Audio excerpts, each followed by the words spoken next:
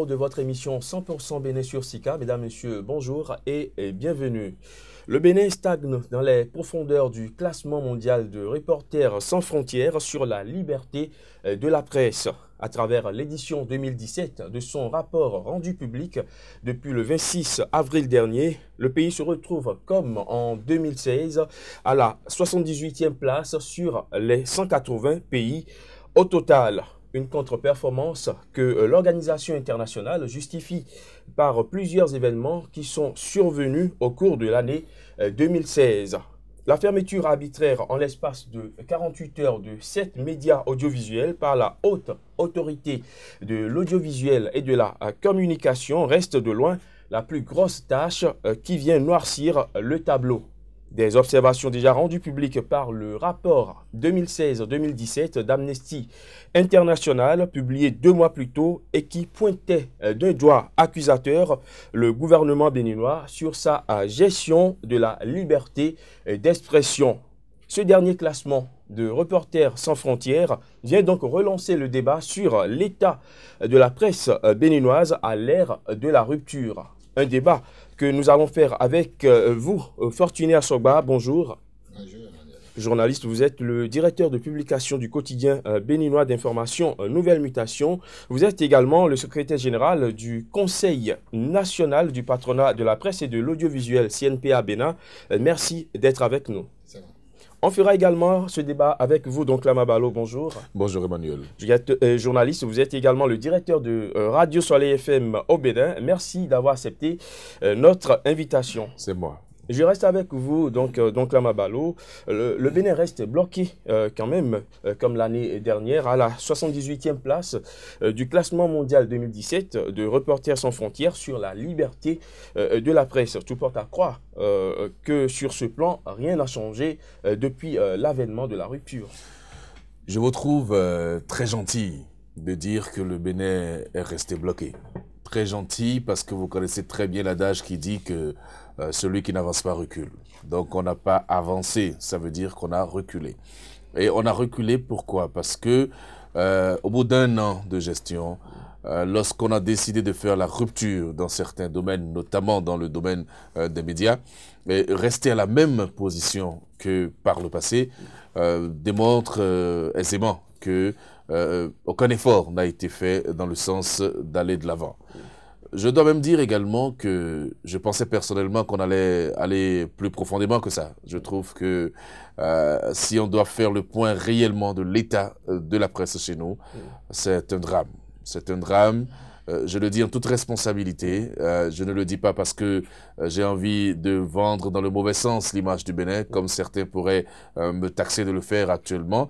Je le dis parce que c'est la réalité. Nous sommes dans une situation très difficile et si on y prend garde, on n'aura plus de médias crédibles dans notre pays, malheureusement. Fortuné Assogba, 78e en 2016, 78e en 2017. La rupture ne s'est visiblement pas opérée dans le cadre de la liberté de la presse. Merci Emmanuel. Je pense que, comme vient de le dire Donclam, je pense que Reporters sans frontières était très clément. Très, parce que si on va s'établir sur les événements survenus au niveau du monde des médias ces derniers 12 mois, je pense qu'on serait allé plus en profondeur. Parce que vous êtes au Bénin, vous savez comment ça s'est passé, les premières heures de la rupture dans ce pays. Moi, je suis un promoteur d'organes de presse. J'étais en contrat avec le gouvernement. Mais une fois le régime de la rupture installé, on a suspendu tous ces contrats. Et pour tous les journaux, ça veut dire quoi? Qu'on ne veut pas que la presse fonctionne. Et vous savez bien qu'aujourd'hui, au Bénin ici, aucune presse ne peut, il n'y en a pas d'ailleurs, il n'y en a pas beaucoup, qui peuvent fonctionner sans la contribution de l'État. J'appelle contribution de l'État les contrats que l'État signe avec les organes de presse et qui permettent de rendre visibles les activités que mène le gouvernement. Mais ils sont venus en un temps record, ils ont mis tous ces contrats-là sous boisseau et qu'est-ce qu'on a constaté? Et les journaux ont disparu. Beaucoup de journaux ont disparu en son temps. Même si nous qui avions maintenu le cap, on sait comment ça s'est passé. L'argument avancé en son temps, c'était pour faire un état des lieux quand même. Ah oui, état des lieux. On n'a pas besoin de suspendre les contrats pour faire état des lieux. Si c'était pour faire l'état des lieux, aujourd'hui on en est où? Comment ça se gère aujourd'hui? C'est devenu un objet de chantage du nouveau régime. Ça veut dire quoi? Ce qu'on dénonçait hier était meilleur. Pourtant on dénonçait ça. Mais aujourd'hui, on constate malheureusement que ce contrat-là est devenu aujourd'hui un objet de chantage encore qui n'existe pas, comme par le passé. Donc, si on va s'établir, si Reporters sans frontières devrait vraiment tenir compte de certains paramètres, je pense que même si on classait le Bénin 78e, quand on classait le Bénin 100e, 200, c'est pas trop. C'est pas trop, parce qu'on le mérite. On le mérite parce que ces dernières années, il faut reconnaître qu'il y a beaucoup de choses. Comment on peut se lever? Un individu peut se lever un matin et fermer 7 organes. On va revenir à ces fermetures d'organes. Donc là, Mabalo, vous pensez également que cette façon qu'a eu le gouvernement, le régime Talon, dès son avènement, de rompre les contrats avec les organes de presse, c'était une façon de vouloir museler cette presse, de vouloir contrôler cette presse? Je ne pense pas, je ne fais pas la même lecture que mon collègue, parce que les contrats de presse n'étaient pas très bien ficelés. Qu'est-ce que je veux dire par là? Je veux dire par là que il y a eu contrat de presse, c'est vrai, parce que les entreprises de presse sont des entreprises à caractère commercial. Donc, on recherche le profit. Mais ça ne sert pas l'information. C'est ça le véritable problème. Parce que dans les contrats en question, il y a des clauses qui empêchent, n'est-ce pas, l'expression de la vérité. Il y a des clauses qui amènent certains journaux à travailler que pour le régime. Et chaque fois qu'il y a des voix discordantes, ces voix-là n'arrivent pas à s'exprimer. Donc, il faudrait qu'on s'entende pour dire que les contrats, à un moment donné, ont empêché la liberté d'expression, ont empêché l'éclosion de notre profession. Et donc, en cela, les contrats n'étaient pas forcément une bonne chose. Il y a des médias qui devraient désormais avoir un modèle économique qui les éloigne des contrats d'État. D'autant plus que les conditions n'étaient pas déjà remplies pour mais ce modèle économique des médias. C'est une quête permanente. Je ne fais aucune publicité à Soleil FM lorsque je dis par exemple que nous n'avons aucun contrat. Nous ne fonctionnons... Oui, laissez-moi aller. Pourquoi vous ne voulez pas? C'est pour ça que je parle de modèle économique. Moi, je ne fais aucune publicité. Non, laissez-moi aller au bout. On va l'écouter, on revient aller au bout de mon développement. Il y a des organes de presse qui vivent sans contrat. Ça fait 3 ans que nous n'avons aucun contrat, nous, au niveau de Soleil FM, et nous travaillons normalement. Et pour la petite histoire, je sais qu'au niveau de SICA, vous n'avez pas de contrat non plus. Et pourtant, vous fonctionnez. Donc, on vous diront que ce sont des presses qui appartiennent aux premiers contributeurs de l'État béninois. Justement, les médias devraient avoir un mode de financement. Ça peut être un opérateur économique, ça peut être quelqu'un, un lobby financier qui finance des organes de presse, n'est-ce pas? Mais rien n'interdit ça. Mais lorsque des organes de presse ont des contrats avec l'État, avec le gouvernement, ça veut dire que ces organes de presse font autre chose que l'information. Ils font de la publicité, ils font de la communication. D'accord? Mais même avec les conventions que nous avons signées avec la HAC, il a été dit clairement comment est-ce que nous finançons nos organes. À quel pourcentage on fait de la publicité? Il n'a pas été fait l'apologie des contrats dans la convention qu'on a signée. C'est une réalité. Mais en même temps, comme je vous l'avais dit, je reconnais qu'il s'agit des organes à caractère commercial et que ces organes-là font le profit. Et quand vous faites le profit, vous ne faites plus de l'information. Pour moi, c'est totalement clair. Donc, je ne refuse pas aux autres d'avoir des gens qui les financent et qui les rendent totalement indépendants du pouvoir public. Ce que je dis, c'est par rapport au pouvoir public. Par rapport au pouvoir public. Donc, on doit développer un modèle économique qui nous éloigne des contrats avec le pouvoir public. C'est une quête. Ça peut arriver. Malheureusement, aujourd'hui, ce n'est pas encore le cas. Et il faut avoir l'honnêteté de le constater. Mais l'autre chose qui est fondamentale, et ça, c'est la question que vous m'aviez posée, le gouvernement, le même gouvernement qui avait suspendu les contrats pour les raisons sus-évoquées, aujourd'hui, fait pire que le régime précédent en matière de gestion de contrats avec les organes de presse. Et donc, c'est le constat que nous faisons. Et effectivement, quand vous faites ce constat-là, Reporters sans frontières a été une ONG clémente sur ce point de vue. Quand vous dites que ce gouvernement fait pire que le gouvernement passé, qu'est-ce que vous voudriez exprimer par là? Je veux dire par là que certains sont systématiquement exclus, n'est-ce pas, du bénéfice de ces contrats-là à cause de certains préjugés. Je veux dire également que le reproche qu'on faisait à l'autre régime, de faire des contrats et de payer directement les prestations, aujourd'hui, vous voyez qu'il y a des régies qui gèrent directement la communication. Donc, des gens qui payent les organes de presse à des niveaux donnés et avec des procédures qui sont contre toutes les procédures de gestion des finances publiques. Ça existe.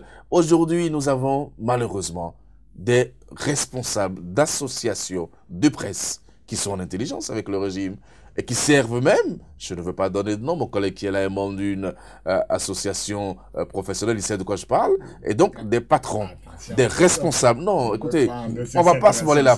Non, de toutes les façons, nous sommes à rendez-vous de vérité. Moi, je n'ai pas peur de dire les choses telles qu'elles sont. Des gens en qui nous avons mis confiance pour gérer la destinée de notre profession, qui sont en intelligence avec le pouvoir, au point de servir de courroie de transmission de l'espèce sonnante et trébuchante, pour les résultats que vous savez. Et donc, ça peut faire mal. Même aujourd'hui, vous allez voir dans la presse comment on attaque vertement les gens. Comment, parce que quelqu'un s'est exprimé sur la situation, on peut traiter cette personne-là d'apatride. Le cas aujourd'hui de la société civile Social Watch, vous avez vu le traitement que M. Assa a subi dans la presse pour avoir écrit une lettre à la communauté internationale. Je ne sais pas si vous appelez ça du journalisme. Mais je constate que c'est là où nous en sommes aujourd'hui et c'est désolant. Fortuné Asogba. Oui, merci. Je pense que donc là, m'a dit la vérité. Il a dit la vérité. Mais il faut être à la place de ceux qui entreprennent pour comprendre aussi que derrière cette vérité qu'il vient de dire, c'est normal. Moi, je sais que si aujourd'hui, là où je suis assis en tant que promoteur d'organes, si j'ai un Maya qui me finance, qui dit, bon, écoute, je prends ton organe, je pense que avec l'effort de crédibilité que j'ai fait jusque-là, je vais émerger. Je ferai mieux. Mais imaginez qu'il n'y en a pas. Dans les couloirs tout à l'heure, je disais à Emmanuel ce que j'ai vécu il y a quelques jours. Mais si on m'associe, si on m'appelle de faire, tu vas faire. Tu es obligé. Non, maintenant, ce que je vous demande, c'est que là où il faut faire le débat, c'est que aujourd'hui, tel que ça se passe, c'est encore plus dangereux. Hier, il y a des contrats qui sont signés en bonne et due forme. Vous les dénonciez en temps. Mais aujourd'hui, vous n'êtes même plus en mesure de dénoncer. Parce que qu'est-ce que vous pouvez brandir? C'est où, monsieur Donclam? Vous pouvez montrer une preuve de ce que vous dites? Non. Ça veut dire quoi? Que ça va de mal en pire. Et c'est ça qu'il faut dénoncer. Ça va de mal en pire. Hier, je vous dis, sous le régime Yahi, il y avait des contrats qui existaient. Il y avait des contrats signés en bonne et due forme. Il faut aller au trésor. Moi, j'ai des contrats qui ont été suspendus, qui sont là aujourd'hui. Je peux vous donner toute une pile de dossiers. Oui, ce n'est pas comme s'il n'y a pas de contrat aujourd'hui. Ce sont des contrats qui ne sont pas forcément écrits, mais ce sont des contrats quand même. On voit comment on déblatait sur des gens, mais au nom de quoi? C'est ça surtout, aujourd'hui, ce qu'il faut dénoncer. Un contrat avec l'État, je pense que ce n'est pas une mauvaise chose en soi. Qu'est-ce que chacun de nous... Mais il y a des journaux qui existaient, qui avaient ces contrats, mais ça ne les empêchait pas quand c'est mal de dire que ça va mal. Moi, je prends mon exemple. J'ai soutenu un régime, j'ai fait partie, j'étais proche de certains acteurs du régime des faits. Mais quand ça ne va pas, vous avez encore une là que je peux vous présenter. On dit ça ne va pas. Là, ce n'est pas bon. Parce que c'est l'intérêt du peuple qu'on défendait. Ce n'est pas qu'il faut faire de la communication tous les jours, comme ça se voit. Aujourd'hui, on est empêché de faire du journalisme. Ça, il faut le reconnaître. On est empêché de faire du journalisme. Alors, tel que fonctionne cette presse béninoise, est-ce que la liberté d'expression sera un jour une réalité? Parce que si ce n'est pas le gouvernement qui a des contrats avec la presse, ce sont des lobbies qui sont derrière pour soutenir cette presse. La liberté, est-ce que ce ne serait pas difficile de l'avoir finalement? Dans un sens comme dans l'autre. Donnez-moi un exemple d'un seul pays où il y a liberté de presse. Il n'y en aura pas. Et il y en aura. C'est là qu'il y en aura d'ailleurs. La liberté, je pense qu'aujourd'hui, si, tel que Donclam l'a dit tout à l'heure, il y a des forces de contre-pouvoir qui existent, je pense qu'il y aura un équilibre au niveau de la presse. C'est-à-dire quoi? Qu'il y ait des journaux financés par ceux-là, on peut appeler des opposants. en ce moment, il aura une manifestation nette de la vérité. Parce que toi, tu dis, moi je dis, on va mettre le peuple en son temps, va dire, mais faisons la part des choses. Le peuple pourra faire la part des choses et voir que, quand même, il y a des gens qui ne dorment pas, qui veillent là-dessus. Il y a beaucoup de choses à dire. Mais si toi, tu tiens à dire et que tu n'as pas les reins solides pour aller, tu vas te faire écraser. Tu es vulnérable parce que tu n'as pas un soutien. Tu es comme un œuf qui tente d'aller coller une montagne. Tu ne pourras pas résister, tu vas te casser. Donc là, Barbalo, selon vous, il n'y a pas la liberté de presse dans un seul pays. Vous n'en trouvez pas l'exemple? Non, moi, je n'en connais pas vraiment de pays dans lequel vous retrouvez essentiellement ou exclusivement la liberté de presse. Même dans les grandes démocraties que nous copions, c'est des lobbies financiers qui tiennent les médias. Lorsque vous entendez parler du Canard enchaîné qui a des informations, vous suivez très bien que depuis des lustres, c'est des traditions dans ces médias-là. Et ces médias appartiennent à des courants politiques. Lorsque vous allez aux États-Unis, vous voyez des médias de droite, des médias de gauche, des médias de centre. Et même les médias ont voté au cours de l'élection présidentielle aux États-Unis. On savait clairement quelles étaient les positions des médias. Donc aujourd'hui, il faut qu'on avance un peu, qu'on comprenne que plutôt que de parler de liberté de presse, il vaudrait mieux parler de responsabilité des hommes de médias, parce que c'est ce qui manque réellement, surtout sous nos cieux. L'esprit de responsabilité, parce que quand vous vous attaquez vertement à une personne, vous vous attaquez à plusieurs personnes à la fois, et lorsque vous n'avez pas les preuves de vos affirmations, vous engagez votre responsabilité, et on pourra vous poursuivre pour telle ou telle affirmation. Donc, je pense, moi, personnellement, à la responsabilisation des acteurs de médias. Et puis, votre liberté s'arrête là où commence celle des autres. Donc, vous n'avez pas la possibilité de dire, de faire ce que vous voulez, et tout le reste. Mais une chose est certaine, et je reviens là-dessus, les médias doivent avoir un modèle économique. Qu'est-ce que je veux dire par là? Je veux dire par là que, mon cher ami, vous n'êtes pas obligé d'avoir un journal si vous ne pouvez pas l'entretenir. Vous pouvez faire autre chose. Donc, si vous pensez que parce que vous donne de l'argent, vous n'avez pas le choix et vous êtes obligé de dire certaines choses, vous n'êtes pas obligé. Vous pouvez complètement refuser parce que nous avons une profession qui est organisée, qui a une déontologie, qui a donc des limites.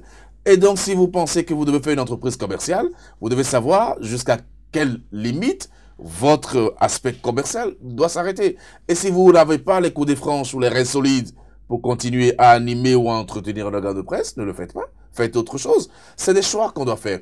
Je dis ça pourquoi? Je dis ça simplement parce que j'ai aussi signé des contrats de presse avant de venir à Soleil FM.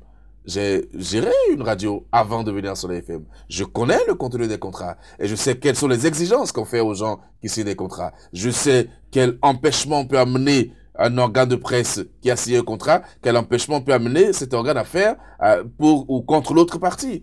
Nous connaissons tout ça en réalité. Et quand vous avez un contrat, vous n'avez pas la liberté. Donc vous signez et vous vendez votre liberté, soit vous ne signez pas et vous continuez à maintenir votre liberté. D'où l'importance pour moi, je pense, d'avoir un modèle économique différent d'un modèle économique que vous avez à vivre que des contrats de presse. Le problème qu'on a ici, c'est quoi? C'est que la plupart des organes de presse ne vivent que de ces contrats. Ne vivent que de ces contrats. À partir de ce moment, le jeu est biaisé.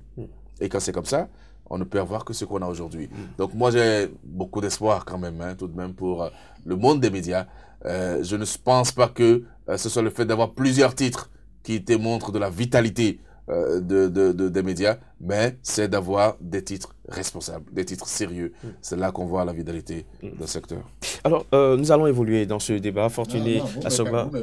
Oui, très rapidement. Parce que vous pensez que c'est en refusant ou en signant. Vous avez été gérant. Si vous êtes vraiment un promoteur, je pense que vous ne tenez pas ce langage. Je l'ai dit tout à l'heure, moi j'ai été sous contrat avec le régime de fait. Je sais ce qu'il faut faire. Je suis un professionnel des médias. Et je sais qu'à un moment donné, voilà ce que je ne peux pas dire. Voilà ce qui compromet, moi, mon honorabilité. Et au même moment, je sais que j'ai besoin de moyens pour entretenir mon équipe. Vous avez dit, si on ne peut pas faire il faut Vous aller faire autre chose. vous laissez tomber. J'ai été formé en tant que journaliste. Oui, d'accord, mais... Non, laissez-moi. Allez-y, allez-y. Et j'ai sous ma responsabilité des personnes également que j'entretiens. Et donc, à partir de cet instant... Tout ce monde-là, que je dise, bon, écoutez, je ferme, allez, vous aussi, allez chercher autre chose à faire. Vous pouvez vendre de la moutarde au marché. Des gens qui sont formés pour. Vous pensez que c'est ça? Non. Il faut penser, vous avez dit, je suis d'accord, qu'il faut penser à un modèle économique. Mais ce n'est pas du jour au lendemain. J'ai participé à un forum à Madagascar où il a été question du financement des organes de presse en Afrique, au sud du Sahara. Mais je pense que le Bénin n'est pas isolé de ce qui se passe actuellement. Dans nombre de pays, je vous dis, c'est la même chose qui se passe. C'est la même chose parce que les patrons de presse ont pris la parole, ils ont parlé, ils se sont exprimés, ils ont montré clairement que c'est difficile aujourd'hui pour les pays africains de se passer des contrats de presse avec le gouvernement. C'est difficile parce qu'on n'a pas encore cette culture de financer les journaux. Parce que ce n'est pas tous les hommes économiques, les opérateurs économiques qui se disent je vais investir dans la presse parce que ce n'est pas rentable. La presse n'est pas rentable, ce n'est pas une quincaillerie où tu vas mettre aujourd'hui de l'argent. Moi, j'ai fait une expérience avec un monsieur, je sais ce que ça m'a coûté. On pense qu'on peut mettre l'argent et tout de suite en récupérer. Non, je pense qu'on ira vers ce modèle économique. Et aujourd'hui, moi, je le dis, je fais partie du CNPA, je suis le secrétaire général du CNPA. On travaille actuellement à la mise en place du fonds. Ce qui est déjà une avancée pour permettre aux journaux, aux organes de presse de s'autonomiser. Je vais vous dire juste une minute. Très rapidement, et on va évoluer dans ce débat. J'ai reçu un choc tout à l'heure lorsque j'ai entendu mon collègue dire la presse n'est pas rentable. Mais ce n'est pas possible. Ce n'est pas possible. La presse, c'est un sacerdoce. On ne peut pas parler de rentabilité en termes de presse. Mais attention, la presse a des emplois. Attention, nous parlons des contrats. Non, nous parlons des contrats. Non, attendez. Je dis l'opérateur économique qui veut investir, lui pense que c'est rentable. Oui, et quand il commence, il se rend compte tout de suite que, ah non, ce n'est pas comme une quincaillerie. Si vous avez un modèle économique, n'est-ce pas, et que vous avez des dispositions légales qui vous protègent, vous pouvez rentabiliser la presse. Ça dépend des objectifs que vous fixez. Mais pensez que la presse n'est pas rentable tout de suite et pensez que parce que on n'est pas promoteur et qu'on est gérant, il y a une différence. Non, il n'y a pas de différence du tout. Je peux vous assurer par rapport à ça. Nous sommes dans un service public. Pour moi, c'est un service public. Apporter l'information aux populations et les former. Voilà, les contrats avec l'État. Non, attendez. Les contrats avec l'État. Est-ce que je peux vous dire ne peuvent jamais vous libérer et vous amener, parce que le politique qui signe des contrats avec vous, n'est-ce pas, veut vous utiliser pour un objectif. Donc, Kamada Balo et Fortuna Soba, nous allons évoluer dans ce débat, Fortuné. Aujourd'hui est taxée comme une quincaillerie. Alors, je préfère ce combat-là. On va évoluer dans ce débat. Donc là, Mabalo, nous allons nous occuper à présent du rapport de Reporters sans frontières. Juste 30 secondes alors. Très rapidement. 30 secondes. Battons-nous alors pour que le cadre légal qui entoure l'exercice de cette profession-là soit revu plutôt que de faire la promotion des contrats. Merci à vous. Alors, selon le rapport de Reporters sans frontières, ce rapport, nous allons entrer dans le vif du sujet. Plusieurs événements qui se sont produits au cours de l'année sont à l'origine de ce mauvais classement du Bénin, 78e sur 180 pays. Reporters sans frontières focalise son attention dans un premier temps sur la fermeture arbitraire en 48 heures de 7 médias audiovisuels par la haute autorité de l'audiovisuel et de la communication. L'épisode se poursuit toujours et on n'a pas forcément vu venir, ou bien cela a forcément pesé lourd dans ce classement, Fortuné Asoba. Tout à fait, c'est normal. Je pense que si Reporters sans frontières ne tenait pas compte de ce fait, je pense que l'ONG aurait passé à côté de sa mission, puisque fermer 7 organes en l'espace de 24 heures par une fermeture accordé par une seule personne. Je vous dis, ce n'est pas la HAC. Quand on dit la HAC, c'est qu'on met tout le monde dedans. Non, pas une seule personne. Parce qu'ils pensent utiliser les pouvoirs qui lui sont conférés totalement en déphasage avec la réalité. Donc, Reporters sans frontières n'a pas autre mesure que de tenir compte de ce fait-là. Tout le monde constate que c'est ça ce que le président de la HAC a fait. Et les conseillers, on ne trahit aucun secret. Il y a des conseillers qui se sont exprimés, qui ont dit clairement, mais on n'est pas informé. Mais jusqu'à ce jour, ça continue. Ça veut dire quoi? Que le président de la HAC, il est dans sa position, il veut plaire au régime. Et c'est ça. C'est à ça qu'on assiste. La HAC, son rôle, c'est de protéger les médias. La HAC n'est pas le gendarme des médias. C'est malheureusement ce que les conseillers de la HAC doivent internaliser, que la HAC est là pour protéger la liberté d'expression et non pour régenter la presse. Aujourd'hui, on comprend que la HAC est là, bon, comme d'autres le disent, elle a sa hache et puis ça y est. Or, ça ne devait pas être ainsi. C'est pour protéger la profession que la HAC a été instituée. Alors, 7 médias fermés en l'espace de 48 heures, donc la Mabalo, cela a forcément fait tâche, une grosse tâche sur le tableau déjà sombre. En ce moment où vous me posez cette question, j'ai une pensée pour vous. Une pensée pour vous, pour tous les collègues de Sika TV et des autres médias suspendus. Je sais comment cette télévision, notamment Sika TV, a démarré. Je sais quelle était la beauté, n'est-ce pas, de cette télévision, quels sont les investissements qui ont été consentis pour que cette chaîne arrive là où elle est. Et aujourd'hui, je vois les conditions dans lesquelles nous tournons. J'ai un petit sourire parce que j'ai mal. C'est vraiment beaucoup de douleur qu'un investissement aussi important soit réduit à néant, par le fait d'un homme, à cause de questions qu'on peut gérer autrement. Dans aucun pays au monde, en tout cas dans les démocraties que nous copions, je n'ai entendu parler de fermeture d'un organe de presse pour des raisons de délocalisation à l'ère du numérique, où on pense que le monde est devenu un village planétaire. Donc c'est la preuve que nous avons un recul sérieux dans ce domaine-là. La HAC, comme l'a dit mon collègue, est là pour protéger et accompagner les organes de presse, pas pour fermer, voyez-vous. Et moi-même qui vous parle au niveau de Sika, de Soleil FM, on a été fermé pour 2 mois, pour des choses que jusqu'à présent on n'arrive pas à comprendre encore. Mais bon, on n'a pas le pouvoir, donc on subit le pouvoir. C'est des choses qui sont tristes et qui peuvent avoir une conséquence directe sur le classement. Ça n'a pas raté, nous sommes là. Et c'est à cause de ça aussi que je vous disais que personnellement, j'avais pensé qu'on tomberait plus bas dans le classement. Mais on a maintenu le cap. On a vu qu'il n'y a pas eu de mouvement.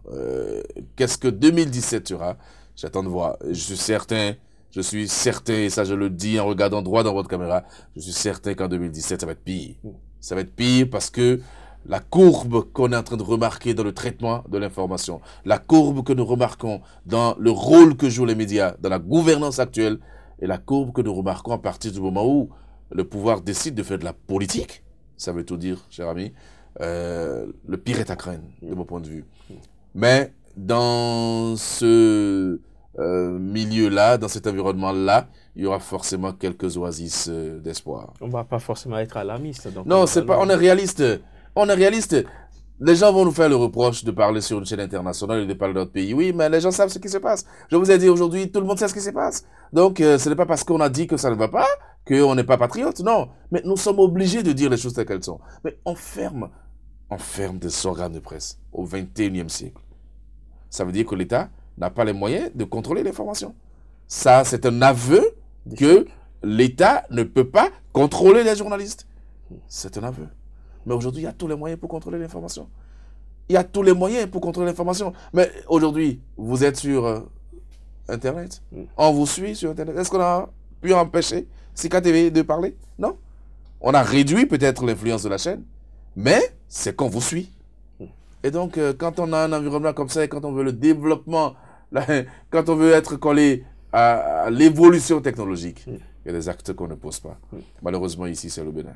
Alors, nous nous intéressons une fois encore à ce rapport de Reporters sans frontières qui pointe également du doigt la non-couverture des activités de l'opposition par la télévision de l'État. Une pratique qui n'a pas disparu depuis la cession du président Talon au pouvoir, Fortuné Assogba. Oui, ben si, l'éternel monopole que l'exécutif a sur la télévision d'État. Vous voyez, ça me fait sourire juste parce que je me suis référé aux déclarations du chef de file de la coalition de la rupture. Je vais nommer le président Patrice Talon. Aux premières heures de son élection, qui a voulu que l'ORTB soit l'ORTB. Il a suffi qu'il mette pied à la marina pour qu'il comprenne que, en réalité, il ne pourrait pas faire mieux que son prédécesseur. Et c'est à ça qu'on assiste actuellement. Hier, on a dénoncé la chose. On ne donnait pas la parole. Tout au moins, je sais que on dénonçait qu'on ne donnait pas la parole. Mais ce n'est pas aller jusqu'à dire on ne couvre pas les activités de l'opposition. Dans le passé, je pense que ça a été fait. Ils couvraient, même si on voyait certains reportages laconiques, on en a dénoncé en son temps. Mais aujourd'hui, on dit, on ne veut pas voir. Je pense que ton clan me l'a dit tout à l'heure, il pensait que ce serait plus dangereux en 2017. Je souhaite, étant le secrétaire général du patronat, que mes collègues promoteurs d'organes de presse feront en sorte que ça ne soit plus dangereux. On fera en sorte qu'on redresse la courbe. Parce que c'est vrai, il faut faire vivre son entreprise. Il est aussi vrai qu'il faut livrer l'information, la vraie, aux populations. Donc là, Mabalo, je suis certain que vous avez de l'espoir parce que vous êtes SG du Conseil national du patronat. Si vous enlevez cette casquette, vous n'aurez pas d'espoir. Vous savez très bien de quoi je parle. C'est dramatique. Mais en même temps, moi, je n'ai pas la certitude du refus de la chaîne nationale de couvrir les activités de l'opposition. Je ne sais pas où est-ce que Reporters sans frontières a eu cette information-là, mais pour ce que je vois et pour ce que je sais, il arrive quand même à la chaîne nationale de diffuser des éléments, je ne sais pas, je ne veux pas me prononcer sur la qualité des reportages, mais quand même de diffuser des éléments sur des activités de certains qui ne partagent pas le même point de vue que le gouvernement. Il faut faire ce témoignage-là pour dire que quand même, il y a même des débats sur lesquels des journalistes de la chaîne nationale arrivent à avoir des positions qui pour moi sont bizarres et n'étaient pas possibles il y a quelques mois ou il y a quelques années. Ça aussi, c'est la vérité. Il y a une légère évolution comparativement au régime que soutenait mon collègue à l'époque. Ça, c'est une vérité. Maintenant, 2017, je le dis pourquoi? Je le dis parce que je lis les journaux. C'est la presse écrite qui est mon problème. Et malheureusement pour nous, en radio, en télévision, nous utilisons les productions des journaux pour alimenter quelques-unes de nos productions à nous autres. Mais quand je vois un peu certains titres, quand je vois un peu certaines lectures, je me pose des questions. Je me demande si c'est la profession qui demande ça. Et en même temps, quand les collègues écrivent ce genre de choses et qu'on les envoie devant les tribunaux, ils se plaignent. Non, lorsque quelqu'un se sent égratigné par rapport aux écrits, il a le droit d'aller se plaindre où il veut pour réparation, tout au moins de son honneur. Donc, la responsabilité des médias, pour moi, c'est une thématique importante. Oui, vous écrivez ce que vous voulez, mais soyez prêts à répondre de vos actes. C'est important. Si on arrive à développer ça, je veux demander au secrétaire général du Conseil national du patronat de l'audiovisuel qui est avec nous, de penser, n'est-ce pas, à former les collègues sur l'esprit de responsabilité dans le domaine des médias. Si on le fait, on peut sauver beaucoup de choses. Il y a des gens qui écrivent parce qu'ils ont envie de régler leurs problèmes de subsistance. Et donc, ça devient compliqué quand c'est comme ça. Alors, Fortuné. Oui, je voudrais abonder un peu dans le même sens et cependant faire une petite nuance. Ce qui fait aujourd'hui qu'on dénonce ce comportement de la presse écrite est que on n'arrive pas au Bénin à nuancer communication et articles de réflexion. Il m'est arrivé déjà de penser, de dire, mais ce qui se passe là, et si on permettait aux journaux, bien un jour un organe peut réclamer, dire, ce que tu me demandes de faire là, je mets que c'est une communication. Ce n'est pas de moi. Puisque je l'ai dit tout à l'heure, j'écris, tu me demandes, tu as commandé quelque chose que je fais, ça ce n'est pas mon opinion. C'est différent de mon opinion, c'est différent de ma personne. J'ai ma position, j'ai ma lecture, mais toi tu me demandes d'aller dans ce sens, c'est mon droit également de dire, bon, si c'est ça, je mets que c'est toi qui as dit d'aller dans ce sens. C'est là que les fêtières de la profession, certainement, vont se mettre pour demander, pour essayer de régulariser. Et en ma qualité de secrétaire général de CNPA, je pense que je peux demander que l'AS, qui est la fêtière des fêtières, s'y penche et pour que on se démarque communication et papier de presse. Alors, nous continuons toujours avec ce rapport de Reporters sans frontières. Le document estime donc à Mabalo également que les journalistes béninois bénéficient d'une liberté d'expression certaine. Et même s'il arrive que certains soient poursuivis et condamnés, des peines ont été prononcées, ils ne sont pas forcément appliqués. Oui, ça c'est vrai. C'est vrai, et je crois même que les dernières dispositions légales confortent cette thèse-là par rapport aux professionnels des médias. Mais ce n'est pas parce que on a la liberté, n'est-ce pas, d'écrire, de dire sur certaines choses qu'il faut en user abondamment, qu'il faut en abuser. C'est ça aussi, et ça rejoint toujours ce que je dis, l'esprit de responsabilité.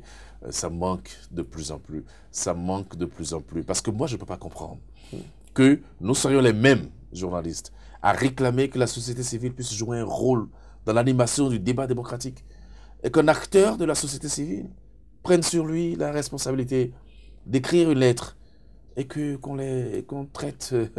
C'est-à-dire que ce que j'ai lu, j'ai pris sur moi d'appeler M. Assa et de discuter un peu avec lui. Et franchement, l'image que nous laissons est une image dangereuse. Ce qui est encore plus dangereux, c'est quoi? C'est l'authenticité de cette lettre.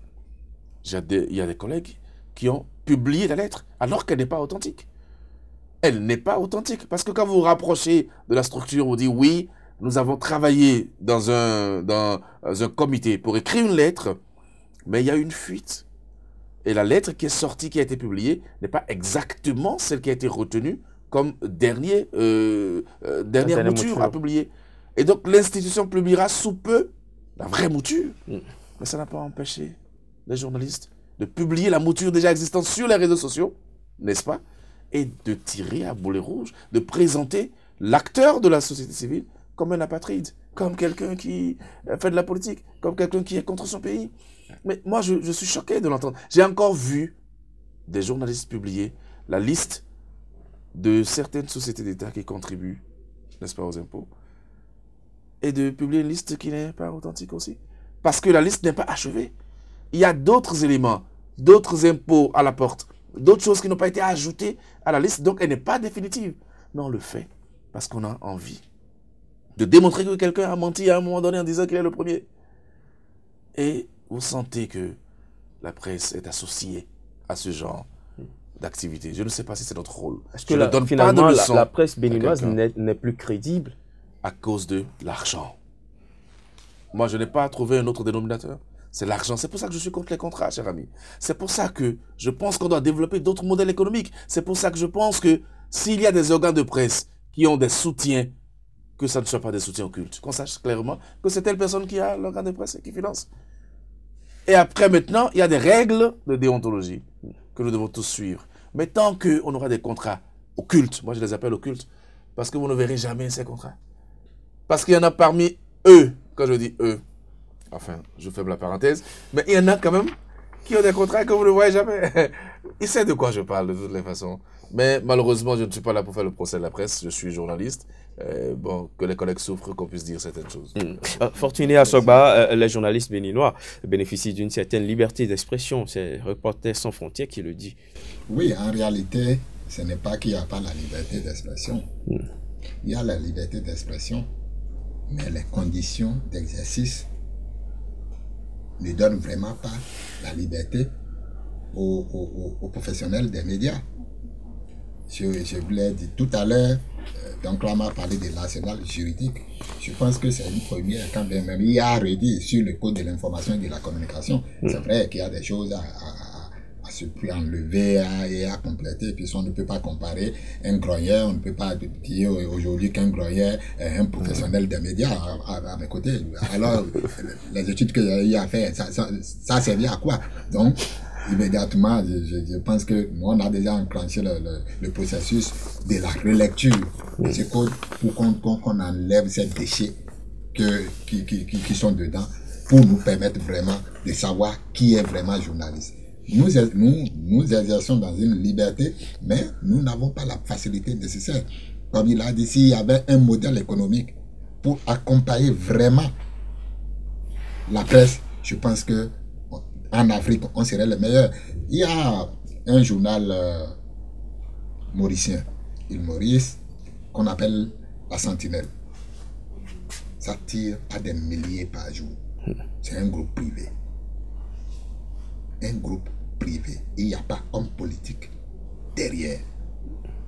C'est un exemple qu'on a projeté, comme je l'ai dit au cours d'un forum à Madagascar.